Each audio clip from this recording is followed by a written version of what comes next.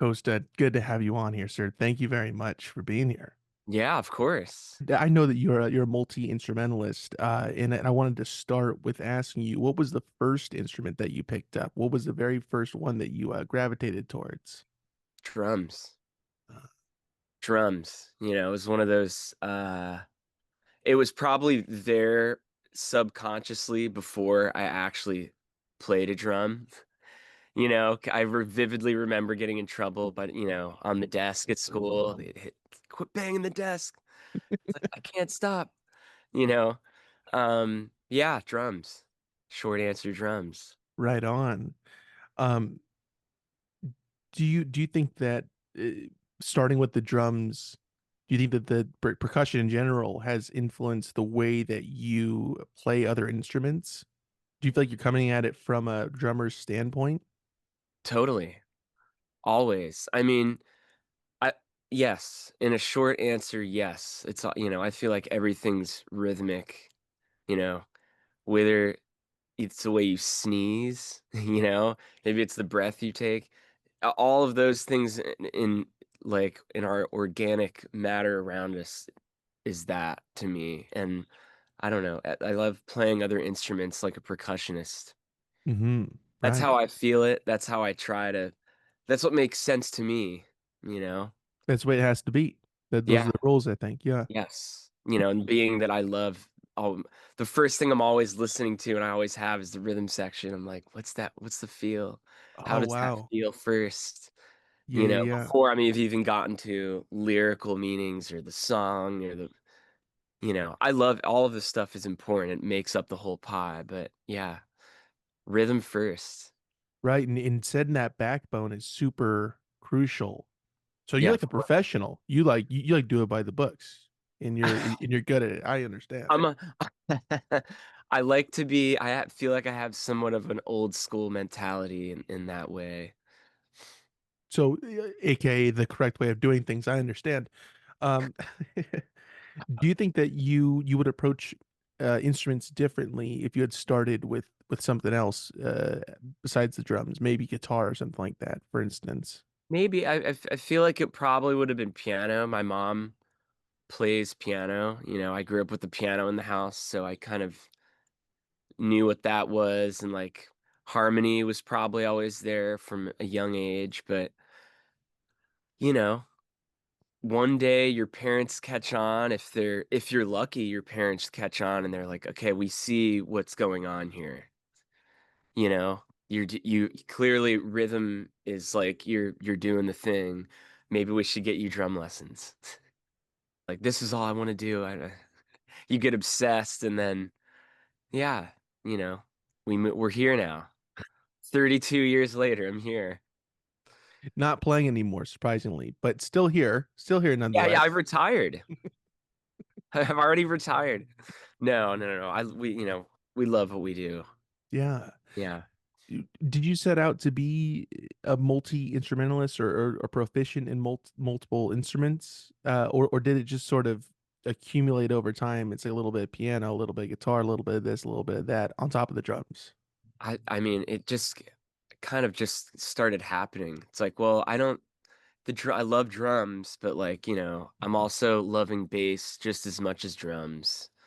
And you kind of get into the recording, you catch the recording bug, like many of the greats that have come before us. And then you kind of like, well, I can't write a song and do this and get all this out of my mind just by playing one instrument. You have to be able to rock the bass and the keys and whatever whatever that thing is that you're doing, and then eventually singing catches up to you and you're like, well, I want to make my own songs. So what's the last step in the game that I signed up for here? It's like singing. So let's just do it all. And then you just Yeah. kind of like catch all the bugs and you're like, next thing you know, you're making and you're multi-tracking and you're like, wow, this is like a thing. And, you know, the bug has not gone away. I'll tell you that much. I like to hear it. Yeah. What is an instrument that you would like to learn how to play that you don't really have a good grasp on now or have never played at all? I mean, there's probably 2, and that one is pedal steel, Mm, and I've tried to play it's such a hard instrument, like, the cats who are really hip and good at it, it's like, that's what they do, and they're amazing, but it's just it's such a weird thing, you kinda have to almost devote your life to the thing, you know? It's like bagpipes or something. No one's just going up and putting like, "Oh, I can play a little pedal steel." It's like, well, you got to uh, be really, you got to be on a certain it's thing to incredible, even man. to say that. Yeah. Yeah, and, in my opinion, yeah, and then that probably that and flute.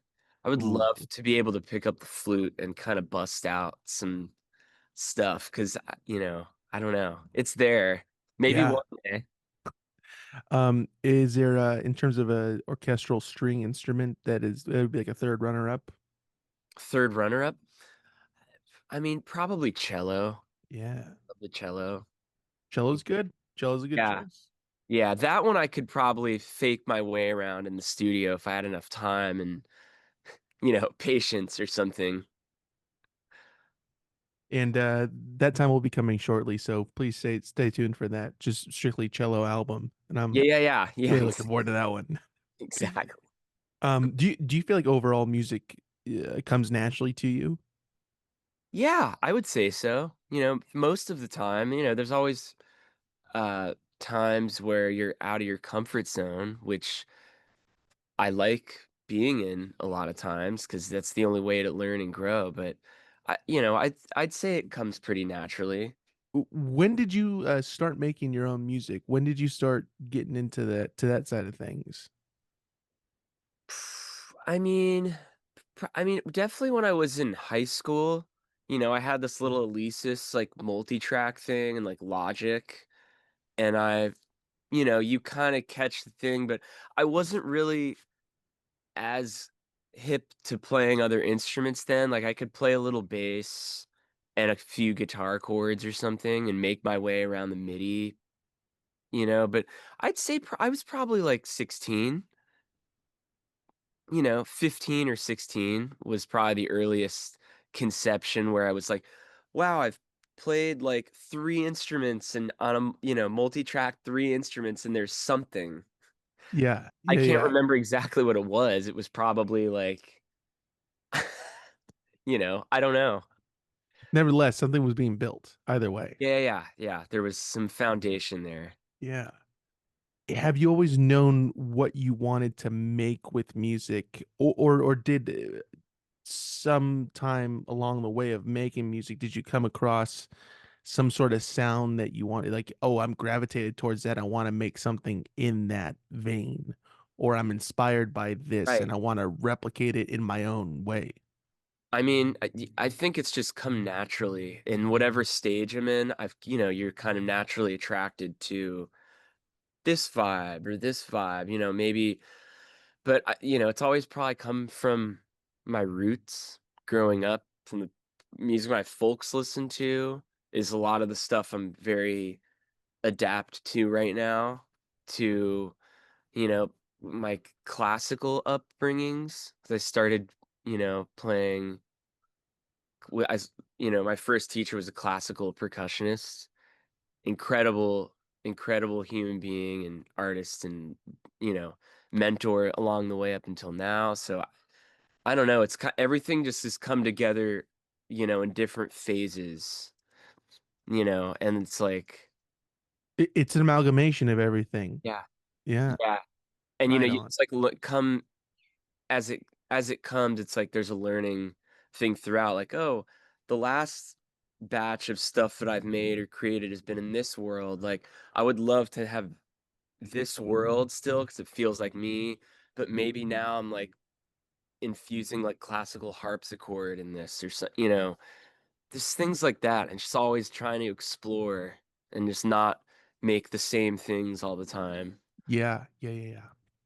Do you listen to music that sounds like the music that you make, or do you listen to music that explores sounds that you might not, or very briefly have a hand in every so often? I'd say both. Honestly, in a nutshell, it's both. Like, I'm always trying to find new things or just, different colors that people have painted over the years and like from the different decades that, is clearly stuff I'm not gonna make. Maybe it's some like funky old Turkish 60s thing that like the bass playing on it was really bizarre and abstract. It's like, well, I would never even think of that. I don't know. And I'm not necessarily gonna go make that, but like, you know how it is. It's like music, it's like your diet. If you're listening to trap music all day and that's what you like, that's probably where your head's gonna be at, you know? Yeah. If you're kind of exploring different things, like that's where my mind is just kind of everywhere in that way. I feel like as an artist, you have to be doing that. It's all, you're like a cultural historian in some way. So yeah, all over the place. Right, right, right. Do you listen to music from the past more than modern music or contemporary music or vice Oh yeah. versa? It's a lot of it's mostly from the past for me. It's just that's where my heart and soul gravitates towards too. I don't know. But it's not like I have no idea what's happening out there. Like I listen to new records and I kind of poke around, but it's it's always stuff from the past. I don't know. It gets to me in that way. Yeah. So I mean, you're more gravitated towards music from the past. And does that kind of bleed into your project? Um, play what's Yeah, not yeah. there. Yeah, yeah. Is that kind of coming from that place more than the current contemporary music? Yeah, I mean, I would say so. I'm just pulling stuff from the past and then we're like kind of you combine it with the sounds that you have access to and that, now we're not recording just on tape machines anymore with that thing. Like you can go in and like cut the thing to tape and then drop it in Ableton and sample it and you can do all kinds of things. I've been seeing and hearing a lot of people using tape more than modern technology, whatever Yeah. Ableton or Logic Yeah, or yeah, yeah. whatever. Why do you think so many people are gravitated towards using old techniques nowadays? Do you think that was just inevitable that was gonna resurface again? I mean, totally. I don't think it ever like died per se. I feel like we've always been everyone. There's a lot of people that have been using like tape machines and like analog recording setups to get their ideas out. Um, but now it's like, for me personally, at least, it's a workflow thing. Like, it's nice to kind of like it's workflow and it's a sound thing. It sounds way different when you go straight to the tape and you have a live ensemble just doing the thing, or if you're just cutting, even if you're overdubbing yourself, it's a performance. There's nothing getting in the way of just that performance. Yeah. And then, for me, it's like at a certain point, I do the thing, I get off the tape and I go into the computer. Mm. That's one part of the process and then on to the Exactly. next. Exactly. And it's like a sound and it's just it's just, like I said, you capture that time and place like instantly like that. Not that you can't in the computer, but there's something about you're committing to this thing. You're not looking at a screen. You're just kind of in the moment, whether you're by yourself or with somebody else. But yeah. Do you think that something will take the place of what is being done on computers now, in like whatever we'll say 40 years or something? Do you think that it'll Probably. change? And do you think that people then will be going back to what is being done now digitally that people are I'm doing now? for Like, oh, sure. I'm trying to search for that sound that I'm looking for. Oh yeah. That's we're always revisiting something in the past. I'm always just I have this crazy theory where I'm like, feel like everything that is every amazing piece of art that's been made, it's all been done. It's all been done. It's all been made. We're kind of like at this point.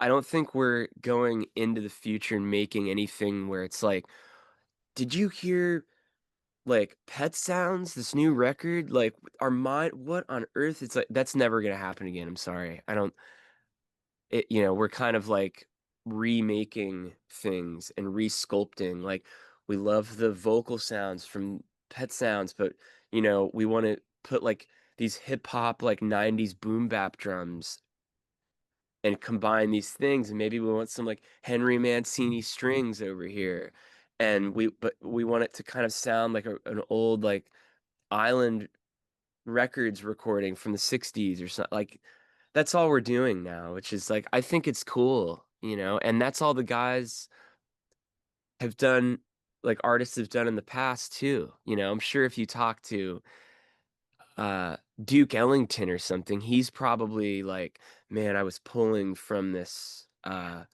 Brahms piece that I really loved, or this Stravinsky thing," Right. and then they're just toiling with it in their own mind, in their own way, but they didn't have also weren't distracted by computers and technology, so I feel like their minds were expanding in such crazier ways than ours, Yeah. just nature. Now Mm, it's like, we're glued to these kind of devices and, it influence us in a certain way. I mean, not us because we're immune to that sort of a thing, but other people. Yeah, yeah, yeah. Yeah, right. Yeah, I'm out. Yeah, yeah, yeah. Not us, not us. Other people that, and we do see it, and hopefully, everyone else will get out of it. When did you start Play What's Not There? When did that begin, that project? Um, as you know, it's my solo. It's kinda like my place to get my own ideas out. Um, but it's when did it start? Like, I wanna say it was, like, 2018 or 2019, I put out my first single with this label out in Nashville. It's like a little indie label that, you know, has they currently are supporters of my own music and my art. So, yeah, 2019, I think, Oh, that's awesome. started releasing my own stuff in a legitimate fashion. Did you work with anybody else on that project, or is it mainly you working on everything with Oh, that? that's all that's me. I mean, I have collaborate with people, like, on like, the last record and then the record before, just different people that friends and colleagues of mine, and they'll come in to collaborate on whatever they're hearing on the music. And again, that's being worked out in the way of just like laying down percussion first and then building from there. Well, no, not necessarily, like, when it comes to songwriting and, like, that aspect of it, sometimes it starts with a little drum machine thing or me just hearing, like, "Oh, I heard this cool groove from this whatever thing," and laying that down and then writing around that, but then a lot of stuff, honestly, I'll just be sitting out somewhere, like, out here in my backyard with a guitar or something and hear something, and then that's what sparks the thing. It's, like, not percussive at all. It's just a melody, some chords, and then, maybe there's a lyric or a line that comes about, but yeah. Yes, is it usually for the most part, does instrumentation come first and then lyrics secondary to that? Or is it Yeah, for me sometimes? yeah, for me most of the time. There's maybe been, like, a rare instance where there's some vocal line or some concept that was written, but yeah. For the most part, it's instrumentation first. Mhm. Yeah. Once an idea is done in terms of instrumentation, is that then propelling you into the lyrical aspect of things? Like, okay, let me figure out what's going on this side of things. Yeah, exactly. Ah, Lyrics are just also hard for me. They're not something that come easy, you know? There's people who can write 1,000 songs a minute, and all the lyrics are crazy, and I'm like, "How are you doing this?" You know? and do you ever ask them? Did you ever get an answer on that question? I don't think there is. I think certain things just come naturally to people, to certain individuals. That's what makes us each person themselves, you know? Yeah. Um, is the creativity within instrumentation and the creativity from within lyrics, are they both stemming from different places for you? Are you influenced by different things for different situations? I mean, yes, like I guess in a nutshell, yes, but also sometimes not really. Sometimes it's just like some subconscious thought or something, or like a feeling that comes out. Like when you sit down, you just start playing or singing like gibberish, and it's just something is coming out. It's not necessarily coming from any place, but again, it's like the music we listen to or the art we go see in the museum or something. That's like your diet. It's your creative diet. I like that So, analogy, the yeah. diet thing, because I think there is a lot of truth in that. Yeah, I heard that from someone. I can't remember Well, I who. heard it from you, and I'm crediting you. We're gonna find out it was like Stravinsky or something. He's gonna come Never back. heard of him. Never heard of him. Costa? Yeah, I've heard of him. Nice guy. Good Yeah. guy.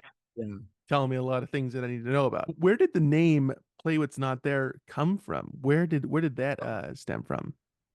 That's from a Miles Davis quote that I heard as that I read probably from something like a million years ago. It's like, don't play what's there, play what's not there.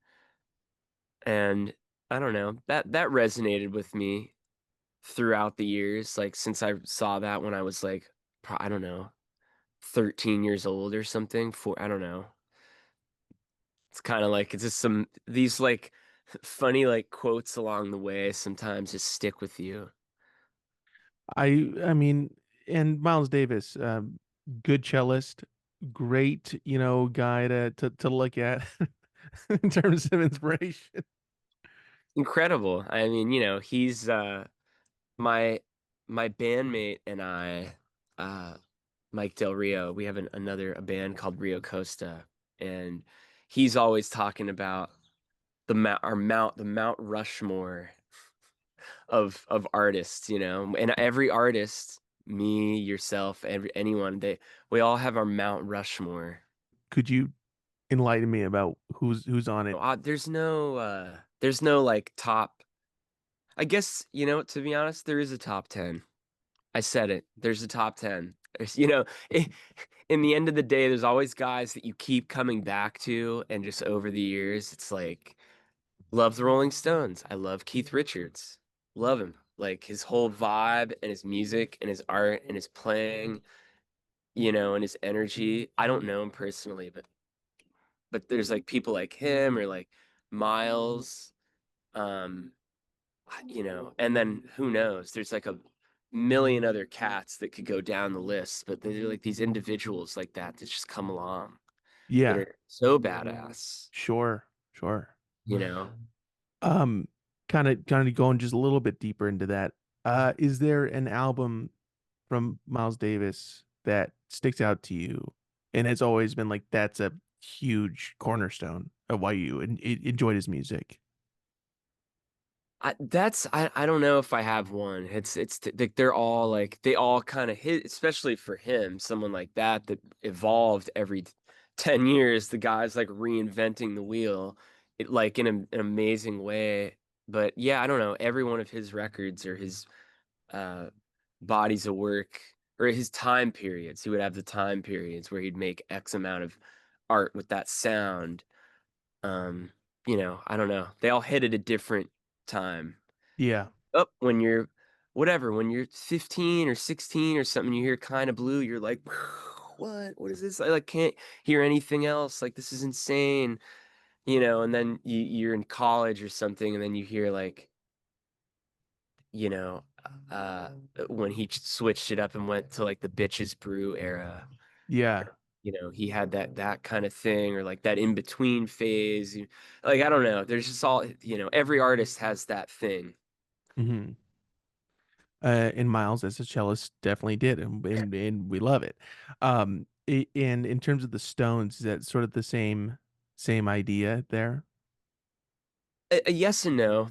I mean, they obviously had their phases that we all love, but they're almost like a one just big umbrella to me. One big umbrella, because it's like they weren't necessarily reinventing the wheel. They were still kind of playing all their songs and still do.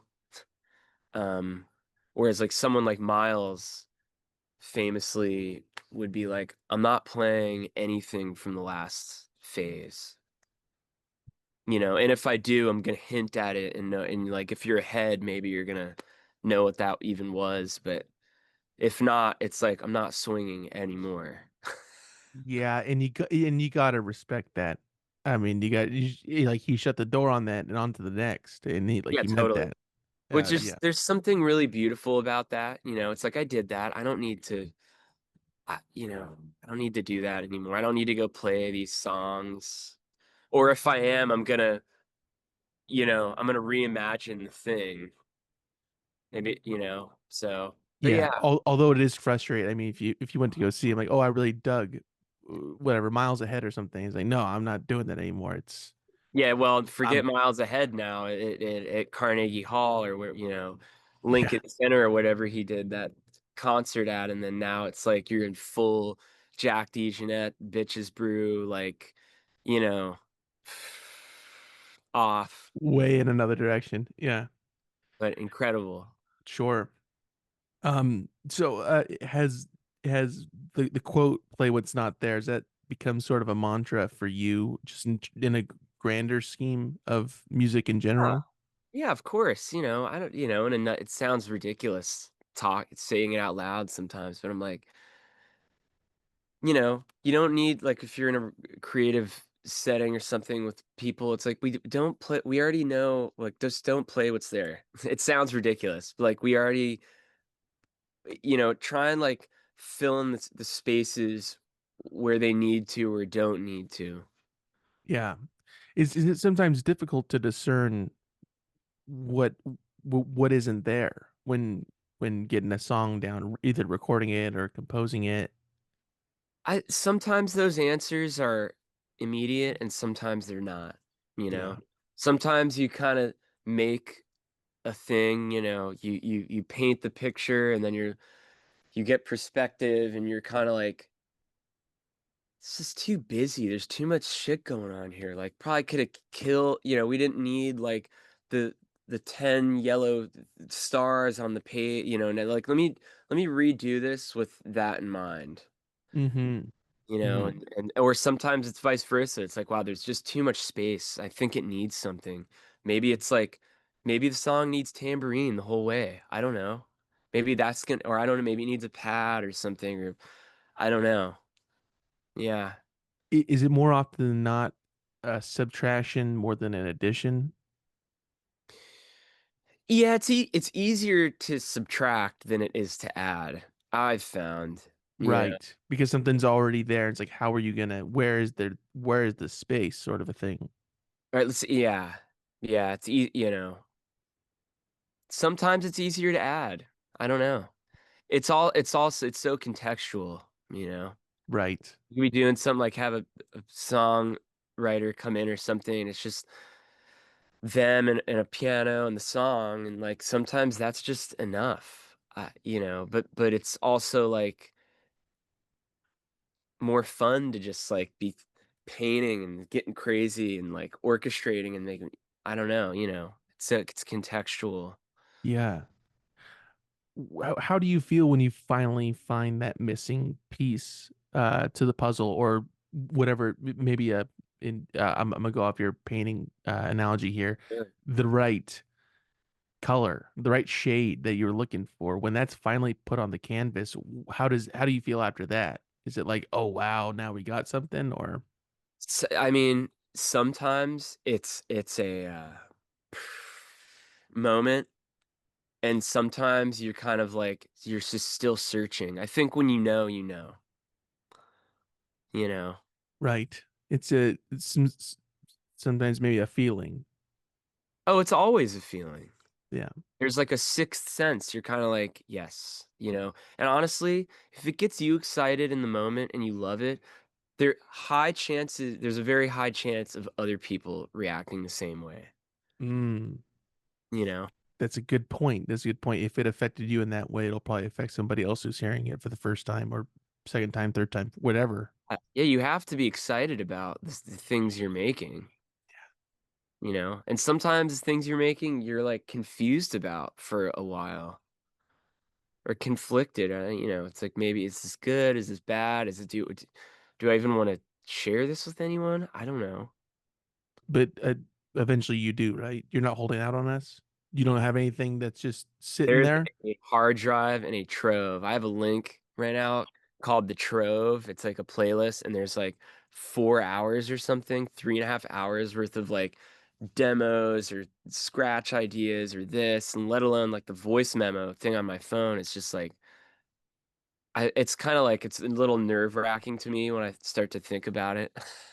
I'm sure every artist has some version of that, but, Right. you know, The until it Trove is such a good title for that, I like that a lot. Trove, yeah, then see, Uh, that might be the next record title. Maybe for my next solo record, it's gonna be called The Trove. I don't that is a good title, I like that title. Yeah. Is it easier to find what is missing when you're in the producer role rather than playing the music more, hands-on?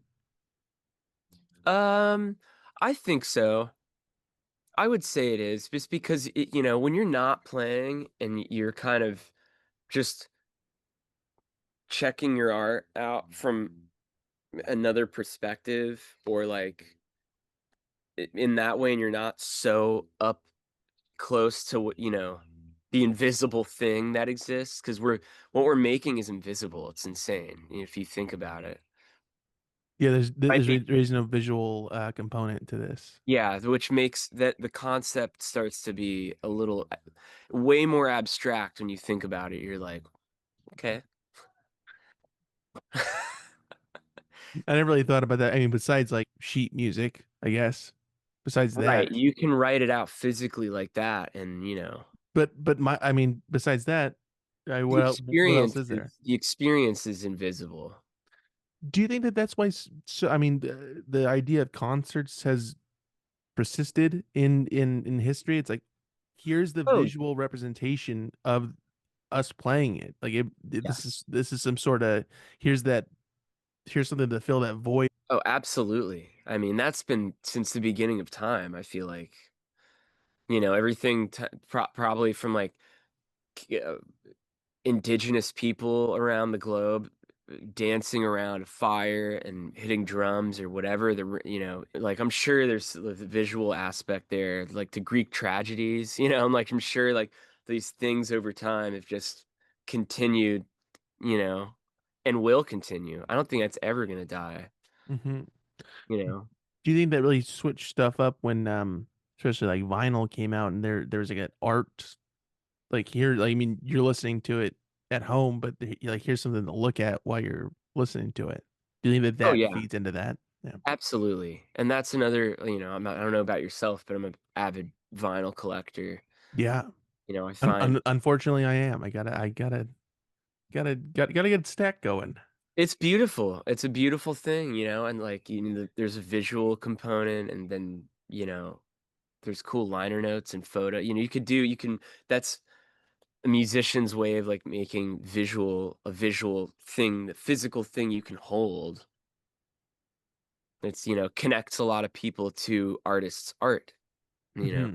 Something tangible with some I mean it's kind of got all the things there. If you, Absolutely. and I haven't thought about that either. When did you start producing music? When did that start happening for you? Or when did you start delving Like, into that? for fun, or for like, as my profession, or Or well, whatever came first. I'm assuming fun and then professionally or fun in a fun more is fun is first always. Even professionally, if it's not fun, like, forget it. Who wants to be a part of that? I don't know. But yeah, I don't know. Like, probably the similar answer I gave earlier when I started making music. I feel like the minute you start, recording yourself on a whatever it is, your little 4 track or Logic or whatever, I that's when I feel like you're starting to produce sounds and like a sonic landscape that. But and then I kind of like didn't record for a while in college. I was just focused on playing and stuff. And then when I moved out to LA in 2016, was it 20? Yeah, it was 2016. I, started being around different cats that were producing and making things and yeah, I don't know. It just the bug kind of like re-snapped and then it was just like the obsession began and it's like now I have my own studio and like the gear keeps expanding and all of the things and the kind of the universe and the island keeps getting built. Ideally, it keeps on going and going and going. Yeah. Yeah, exactly. The sonic landscape, Of course. sonic landscape. That's also a good. There you go. That's another. So hit us up if you don't know what to title your album, and me and Kosta will just sit here and kind of just talk, and then we'll find something cool to give you. We'll If I just see an album out like in the next 6 to 8 months called the Trove, coming after you, Jake. it's not going to be me. I'm also going to be on your side, and we will see the person in court. Yeah, So, oh, good. Okay. fair warning. Fair warning. I'm sure there's a thing called the Trove. I'm sure there's some funky record. Yeah, but it doesn't sound as good as when you said it, though. So it's like, it, there's a gray area, and we will win. So good luck. Do you get something different from producing records compared to making your own music or being involved, more hands-on playing it and or playing the for a recording? I mean, when I'm making my own stuff, for instance, or I it it's just kind of ticks a different thing a little bit because you have unlimited amount of time, space, all your energy is just towards that. So it's just a totally different thing. When you're working with somebody else, there's usually a different vision that they might have or collectively that you have, which is also a beautiful thing. But, it's just a different kind of different creative points of view. And, yeah. The vibe's a little bit different. Oh, yeah, yeah, totally. And not that like one is better than the other. It's a different mindset. Yeah. Yeah, I mean, you're kind of on opposite ends of the table, Yeah, so exactly. to speak. Yeah, Yes. and you're gonna yeah the dish that is gonna look different in your perspective if you're the chef and it's going Yeah, out to eat or vice versa. yeah, exactly. If that makes sense. I kind of lost it there at the end. I was kind of tail spinning there. Anyways, has the role of being a producer altered the way that you go and make music now? When you're to use this shitty analogy that I used, when you're the chef again. Like for my own stuff. Yeah, for your own stuff. Oh yeah. I mean, I'm always learning and growing every day. Every time you work with a different person or everybody brings their own things to the table and like, in the best case scenario you learned something, that you take home with you that either what to do or what not to do. I had this elder mentor figure of mine, rest in peace, Tommy DeQuattro, this incredible drummer back in Florida when I was in high school. And, sometimes he'd take me out to go hear some cats play or whatever. And sometimes I'd be like, this guy's whack. I'm sorry. Like, I feel like we're better than this. Or, you get in that kind of headspace and get a little competitive about it. And he's like, no, man, telling you, he's like, there's always something to learn. And if you didn't learn either what to do or what not to do, you're not paying attention. Wow. You know, That's interesting. Yeah. it's like, watching a drummer play a gig, or I see so many guys in town where drums, especially, or bass players, I'm always going doing in the Zooming back of the, in. Yeah. yeah, yeah, but just naturally, that's what happens. I can't help it. But, You know, you don't need to play a fill every 4 bars. Stop. Like, just play through the song. It's about the song. Are you listening? You know? But those are always constant little reminders, or if people are paying attention, like, "Oh, that's something not to do." Right, serve the song and don't be Yeah, overplaying. Yeah. exactly. Exactly. But sometimes you just wanna just like, I gotta fill here. There's a time and a place, you know, we're all guilty, you It's know? every time in every place. That's what I'm saying. That's my little advice for anybody who's listening to this. Just it's all about you basically. Like if you're playing with the if people came to hear you, these other people are just hanger-oners, maybe. We came to see that guy. I don't care about whoever else is on this stage. But to I be don't give a honest, shit. Yeah. every stage should have people that are all on the level. That's the best case scenario, you know, play and surround yourself with people who are on your level and that are better than you. Yeah, to rising tide sort of a thing. Yeah, Lifts all exactly. boats. Exactly. Um yeah, is that kind of what's been going on recently with Rio Costa, your new project with who you mentioned before, Mike Del Mike Del Rio. Rio. Yeah, of course. There's always a challenge there in a good way, you know? Like that's you know, it's like Lennon McCartney kind of thing, you know. Not saying that we're that, but like it's I'm just gonna stop you right there. I am saying that the stuff that's been out is so good. So yeah, yeah, I'll say it. I don't, Jacob, you're a saint. who's gonna sue me? Who's gonna get on my ass about it? I I don't know. No one because they know it's the Somebody's truth. at your house right now. Yeah, come on in, man. Yeah, sit down and listen to it, and yeah, and then you tell me what's what, dude. It's amazing. You what you guys have been creating. It's so great. Oh, thanks. Yeah, you know, just you know, exploring. You know, we call it the sandbox energy. Come into our sandbox, which you know is a good thing. I kind of we interpreted from this Brian Wilson thing when one day I was reading something or an interview. I don't even remember what it was. Maybe it was his like autobiography, but he had at one point he had the piano and he put it in a sandbox in his house. Yeah, yeah, yeah, yeah. You know, like to feel his feet on the sand, whatever. But like that is a good analogy for stuff. My studio kind of feels like a little sandbox too. You kind of get in and then it's like 8 inches.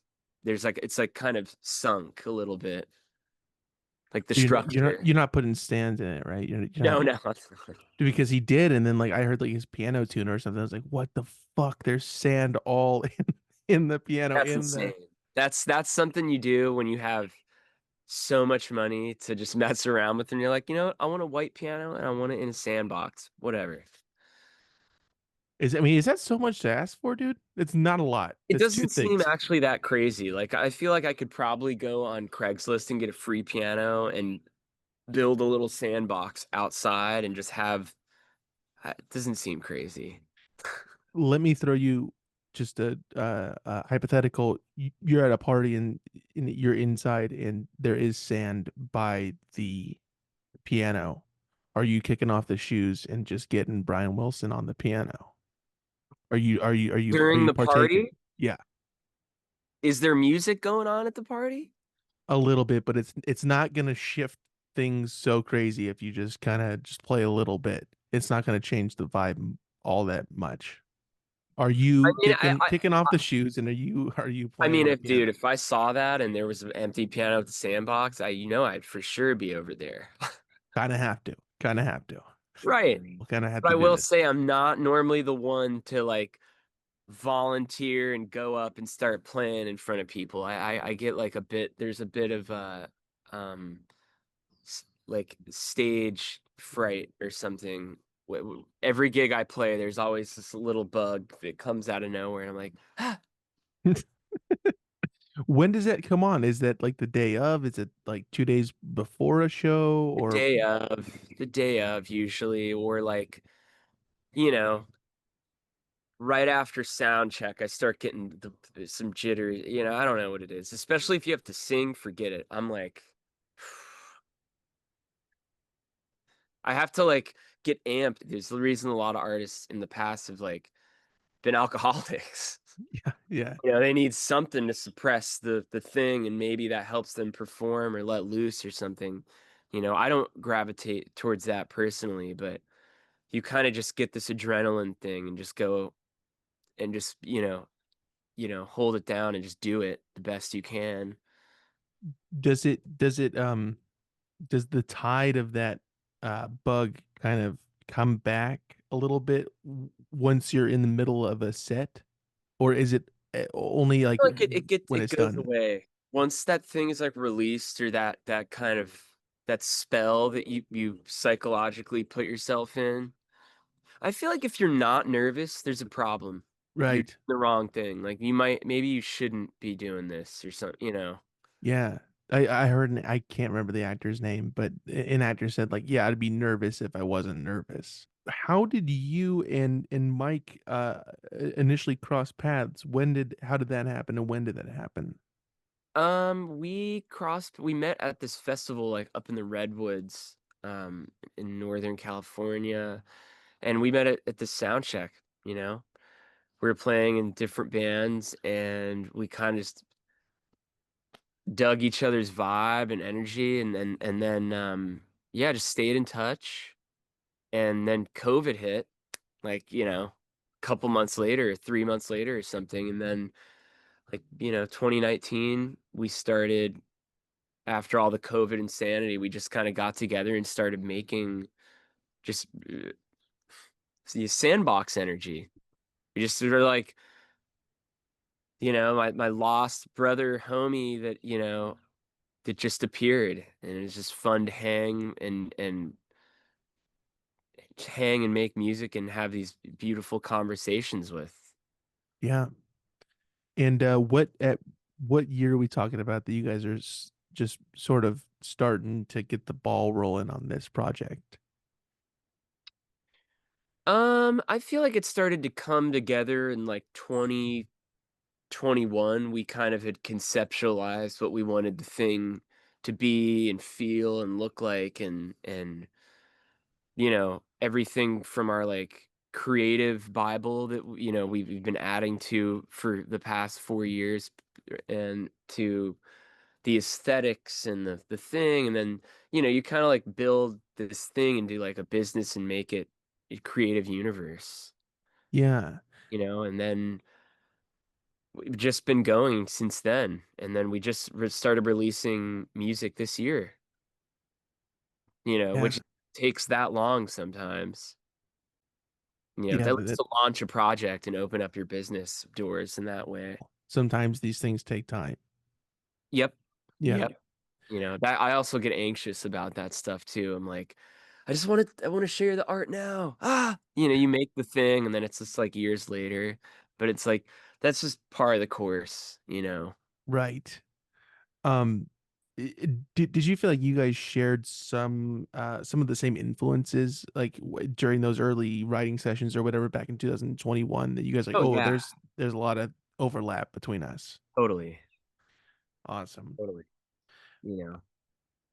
Has the tone of Rio Costa, has that felt similar to what you were doing with Play What's Not There in some way? Yeah, yeah, I mean, it's just again, it's like you kind of just your subconscious has the influences and things that you gravitate towards too. So, like, we both have come together with things that we both dug and found and samples and anything from, like, drum sounds to, like, our affinity for the Jamaican music culture and the islands and stuff, all the kinds of things.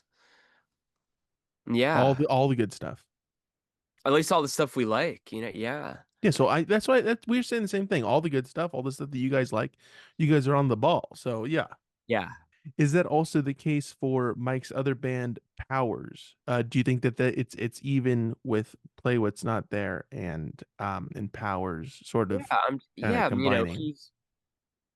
he created all that stuff, and, like, you know, that's his sound, it's just combining sounds.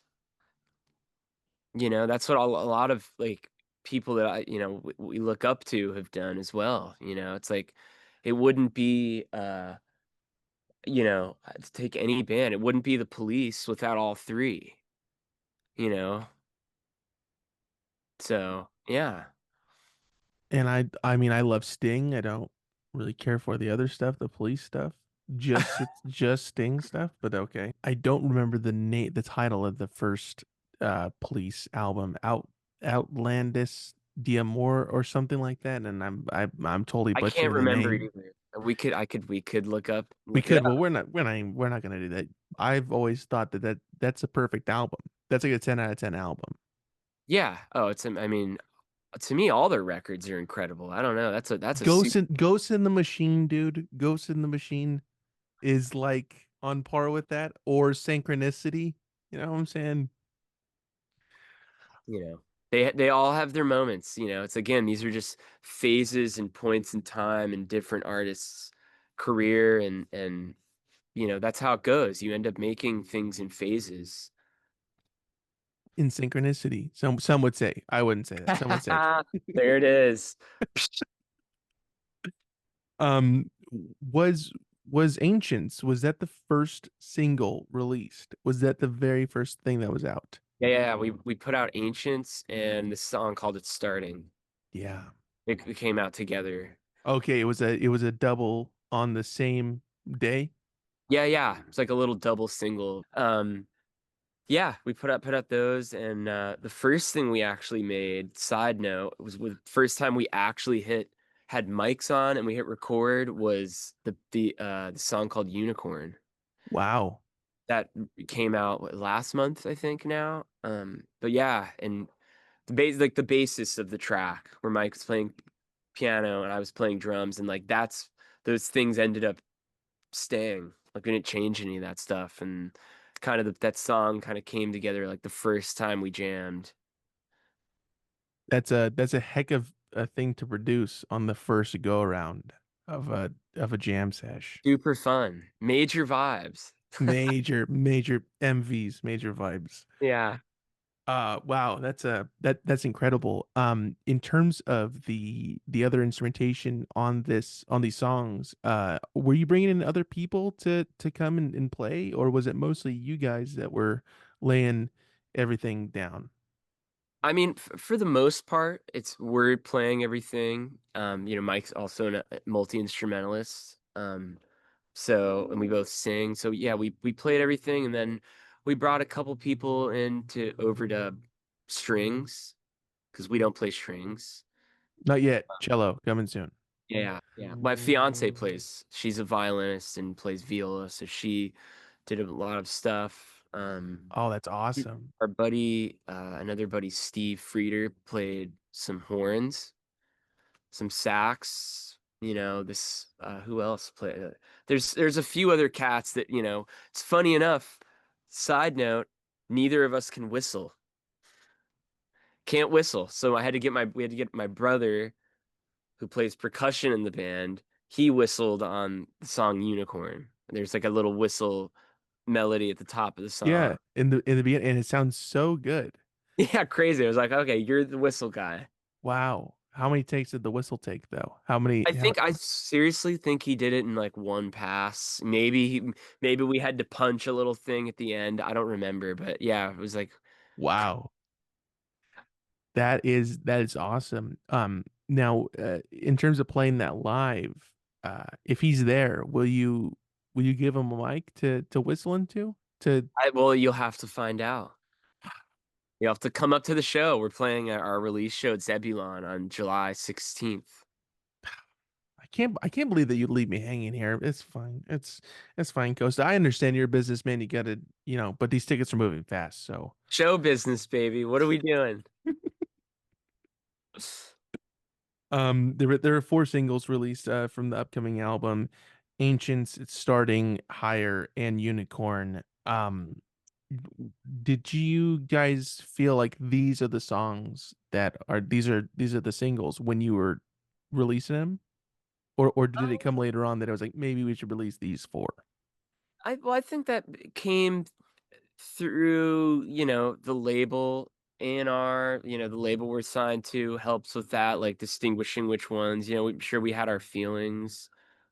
But it's also hard to know in the process of making an album. Hmm. You might have strong feelings towards something, but somebody else might come in and have a second ear or third ear on it and be like, "You know what? This song, I believe in this song. It's gonna be the one." And I think that happened to Toto with Africa. Wow.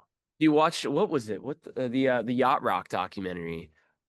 The Yacht Rock word is ridiculous, but like, I uh, kind of like it. What's the, I mean, if I mean, if you wouldn't mind just expanding on that, why it's not a good idea for the well, title. I think genres or just placing things in a in a box, it's so Hmm. whack to me. I like because it's like that's not the point of what you're doing. Like, I feel like it's just You're putting yourself in a confined space, it's like essentially. this is rap music or something. It's like, well, is it though? Like they're also like kind of there's a band playing. It can be an unlimited amount of things to me. Yeah. But But yeah, anyways, back to the thing. Yeah, Toto. They how, did the song Africa. And I think they were all like, "This song's whack." I don't, whatever. It was like, let's put it last on the album. It was like, I don't know if it was an afterthought, the song itself, but that's what they were saying. It was like whatever. And then all of a sudden, somebody came in along the way and was like, "This song, telling you, this is the one." It was a single, and then of course, what does everyone know Toto for? Africa. just trying to think of the other one. Was trying because they have two huge ones. Rosanna, is that Yeah, the other one? yeah, Ah, if only it came quicker. yeah. Um, Incredible, incredible. oh yeah, I somebody on Instagram had like some sort of isolated vocals on it. And I was like, whoa, that's fucking nuts. It Yeah. sounds so good. It's like, how are you even doing that? Like, that's not going through anything. That's just natch. I am like, I have a jealousy for people who got to do this kind of stuff we're doing now back in the day with these massive record budgets and money that was flying around the way it was. And like, you just had so much time. You could experiment and do it and whatever you needed to do to like get it out of your head properly. And if that meant it took a month to work on the song, like, Then it took a month. reason it Yeah. sounds insane, you know. Now Hmm. it's like most of the time it's like you know, lower budgets. We need it now. It's just like what these things are conflicting, you know. Yeah, and it's ultimately going to diminish the return sometimes Yeah, it if you're can. dealing with these sort of confines within Yeah. a creative space. Yeah. Yeah. Yeah. But then again, sometimes you make something and you just kind of sprint because you're in the zone and then you do it all in one day. Like like everything is done in the day basically. And then after that, it's a game of inches where it's like, oh, maybe I want to punch this little bridge vocal or change the lyric. And then I want to maybe, maybe we're retracking the drums because these drums are whack. I don't know. But and then that's, it's little things. The legwork's done and it's just minor tweaks. Yeah. Yep. That's how it always is. Are you surprised by the reception these songs have garnered since they've been released and it hasn't been that long that these are out and Higher was the last Yeah. Yeah. single and that was only 2 weeks ago or so, Yeah. Was it last week? maybe The last week. and the weeks have kind of been like they get jumbled in the summer to me. It's not been that long of a lifespan for these songs to be out in the public. Yeah, no, I mean, for I guess for everyone else it's new. For us, it's like been hearing these things for like 4 years. It's like it feels insane sometimes, but just thinking about that concept. But yeah, I think the first stuff was since March. So Wow. building and we're moving forward and yeah, little baby steps, one thing at a time. Yeah. Do you pay attention to reviews of your music, or do you just kind of try to stay away from that? Um, I it depends, you know. I sometimes things kind of come in and then you're like, "Oh, this is funny," or like, I wonder what these reviews. I'm always interested in those kinds of things because it's, sometimes there's some insightful things, or sometimes it's just like ridiculous. I feel like it usually errs on the side of ridiculous rather than It can be, yeah. insightful. Yeah. Yeah. I've seen the music that you make be compared to 70s funk or 60s psychedelia. Do you think that in 60 years there will be comparisons drawn to the music that you are making and what other people are making uh, right now in the 2020s? Oh, for sure. 100%. I mean, this sounds ridiculous, but like I could see my name in some, somebody's bio about this time or some, I think that that's just inevitable. Definitely. We're Yeah. always reaching back for some influence. There's this. But will they reach as far back as you did with going back beyond, I you know, mean, I'm and reaching back to Bach, to be honest. Seriously. yeah. Do you think that will always be people will always gravitate towards that I think so. as well? I mean, I can't see how it's unavoidable, I think. Unless you're not paying attention or you're not knowledgeable or you weren't informed of these kinds of things. I mean, that's why I like that movie, that Woody Allen movie, Midnight in Paris. Great movie, and that's the whole concept of the movie. I The I writer ne wants to like, have you seen that movie? no, no, I never saw it, but is it the one with Owen Wilson? Is in that Yes. one? Okay. Yes. Great film, but it's like, check it out. But if I don't know, for those of you listening that haven't seen it, he, like, ends up accidentally time traveling from, like, whatever the current time to, like, 19 what would it have been? Like, 1920s in Paris, that Mm, 20s, 30s when, like, all the artist cats were living there. right. 20s? Would it have been the 20 something like that. And he goes back and he's, like, seeing Cole Porter play piano, and he's like, "What? Who is that Cole Porter?" And then he's, like, hanging out with, like, F. Scott Fitzgerald, and, he meets, like, Dali and all these individuals, but then those guys are, like, thinking about and imagining what it would have been like at the turn of the century. Oh, wow. Yeah, So they're it's always it's just hearkening back. it's sort of like just it's like looking at a picture within a picture within a picture kinda concept. It's interesting. Yeah, I never thought about that. Wow. Yeah. Um, Costa, we gotta stop it here because like if I get too much more information, I'm gonna just change who I am as a person. You can't be opening my mind this much. Okay. Oh, It's Jacob, just it's thanks for taking the time, man, yeah, man. Seriously, thank you so much for coming on here. And before I let you go, we got some promo to do here. There's some good stuff in the works that we got to go over here. So, um, play what's not there. That is your other project that you've been working on. Or PWNT. That's Yeah, usually what it's an acronym, yeah. is that's the word I'm looking for.